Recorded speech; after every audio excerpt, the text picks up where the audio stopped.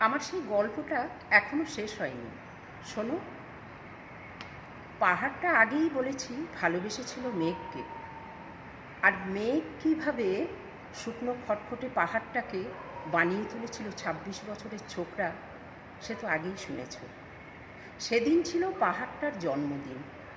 পাহাড় মেঘকে বলেছিল, আজ তুমি লাল শাড়ি পরে আসবে।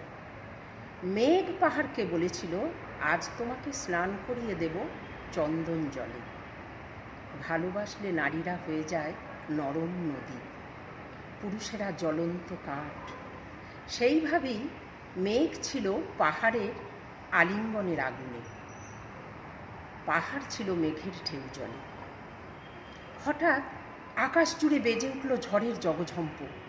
ঝাঁকড়া চুল উড়িয়ে ছিনতাইয়ের ভঙ্গিতে ছুটে এলো একদল হাওয়া।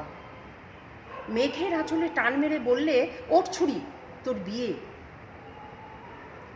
গল্পটা এখনো শেষ হয়নি। বজ্রের সঙ্গে মেঘের বিয়েটা হয়ে গেল ঠিকই, কিন্তু পাহাড়কে সে কোনো দিনই ভুলতে পারলে না। বিশ্বাস না হয় যদি, চিরে দেখতে পারো পাহাড়টার হাড় পাঁজর। ভিতরে থই থই করছে শত ঝর্ণার জল।